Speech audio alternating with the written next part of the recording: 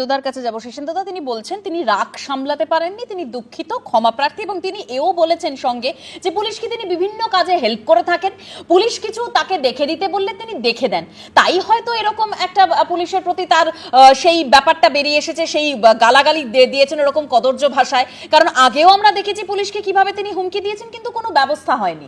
তাহলে এবার যেটা প্রশ্ন শেষেন্দুদা, আজকে তিনি কি হাজিরা দেবেন কি দেবেন না সেটা তো দেখার বিষয়, কিন্তু পুলিশের সেই কড়া পদক্ষেপ কি হতে পারে? ছোটবেলা থেকে বীরভূমের বোলপুর শান্তিনিকেতন জানতাম যে কবিগুরু রবীন্দ্রনাথ ঠাকুরের জন্য বিখ্যাত, তারাশঙ্করের জন্য লাভপুর বিখ্যাত, এখন এই কেষ্টমণ্ডলের জন্য শান্তিনিকেতন বিখ্যাত হচ্ছে। এই ভাষা সমগ্র পুলিশ মহলের ওপর আঘাত, শুধুমাত্র আইসির না, পুলিশ মন্ত্রীর ওপর আঘাত। এই জায়গাতে ভাবতে হবে যে দুটো জামিন অযোগ্য ধারা আছে, 75 এবং 132। এই জায়গায় আপনি কেন গ্রেপ্তারি পরোয়ানা জারি করলেন না?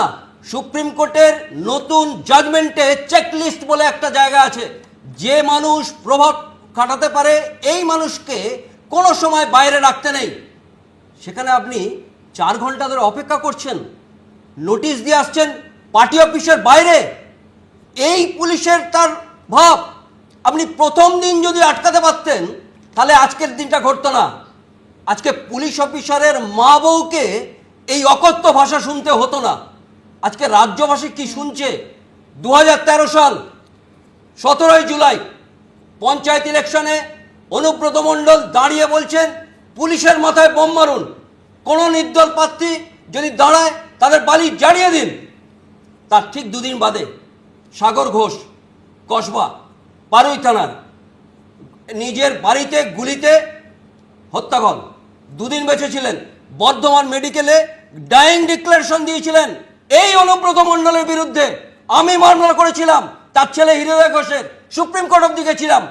প্রত্যেক দিন হৃদয়ের বাড়িতে ভয় দেখাতো, বন্দুক দিয়ে বলতো বাবার মতো করে দেবো। সেদিন কি বলেছিলেন পুলিশ মন্ত্রী? বলেছিলেন অক্সিজেন নাকি কম যায়। এখন কম যাচ্ছে না বেশি যাচ্ছে সেটা পুলিশ মন্ত্রী জানেন। রাধামোহন দা 2017 এসডিপিওকে ঘড়ি দেখিয়ে বলেছিলেন সুপ্রিম কোর্টে গেছিলেন, সুপ্রিম কোর্টের অর্ডারটা একটু বলে দেবেন আমাদের। ওখানে থেমে গেলেন কেন? সুপ্রিম কোর্টে গেছিলেন, সুপ্রিম কোর্টের অর্ডারটা একটু বলে দেন। আরে বাবা, একটাই কথা বলে যাচ্ছেন, একটাই কথা বলে যাচ্ছেন। সুপ্রিম কোর্টে তো আপনি মামলা করেছিলেন, কি অর্ডার হয়েছিল? অর্ডারটা বলছেন না কেন জনগণের কাছে?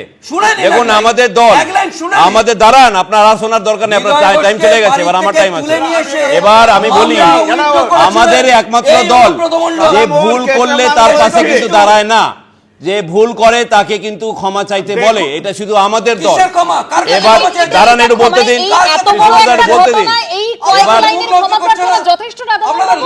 নিশ্চয়ই আমাকে বলতে দিন একটু কাইন্ডলি।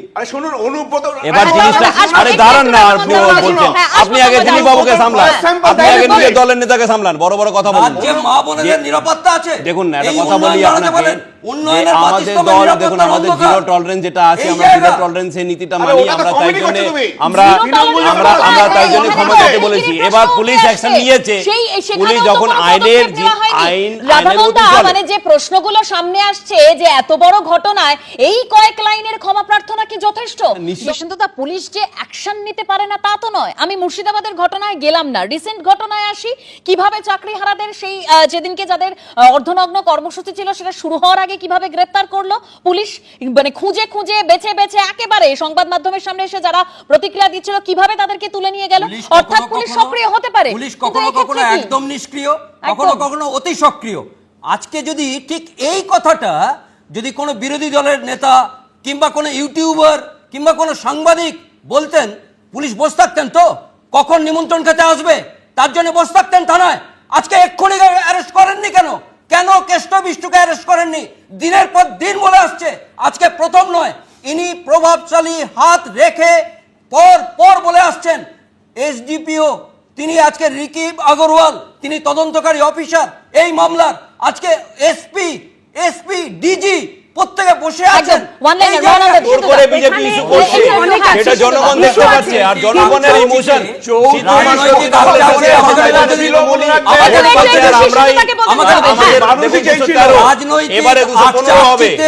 আমাদের এই সাধারণ নাগরিকের অবস্থা খারাপ হচ্ছে।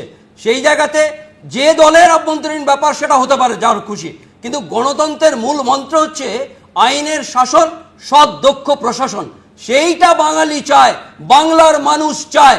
আজকে সংকীর্ণতম রাজনৈতিক স্বার্থ আর ঘৃণ্যতম অর্থলিপ্সার শিকার হয়ে দাঁড়িয়েছে রাজ্যবাসী। একেবারেই তাই, সেটা মানে যেন না হয়। বাংলার